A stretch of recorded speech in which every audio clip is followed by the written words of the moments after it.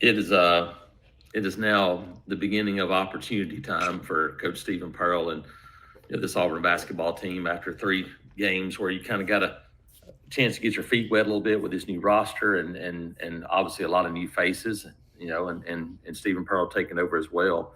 Now things ramp up dramatically for the Auburn basketball Tigers when you start looking at kind of what's ahead. It starts with the #1 team in the country Sunday.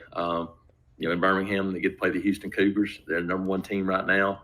You get Jackson State after that, but then the week of Thanksgiving, the 24th, you play Oregon in Las Vegas. The 25th, you play Michigan in Las Vegas. So you'll be playing the #1 team in the country. Michigan is #6, and then potentially if you win those 2 games, potentially you could match up with a Gonzaga or Kansas or somebody on the 3rd day of that Players Air tournament. So you start looking at kind of what's ahead for this team, but that's not all. You get NC State at home on December 3rd, and then December 6th, you're at Arizona. Oh yeah, Arizona, #5 team in the country. So we know right now that over the course of the next 3.5 weeks, that Auburn men's basketball is going to play 3 top 10 teams, and all of those are going to be away from home.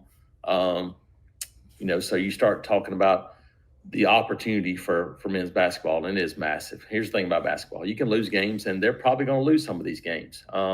It's a growing process for this team, but man, it is such a benefit to be able to play these types of games to figure out what you are, who you are, and what you need to get better at as you get ready for the Southeastern Conference. And yeah, there's a bunch of ranked teams in that slate as well for the Auburn Tigers. So big opportunity, and it starts Sunday in Birmingham. Go check out Bunkers Auburn downtown.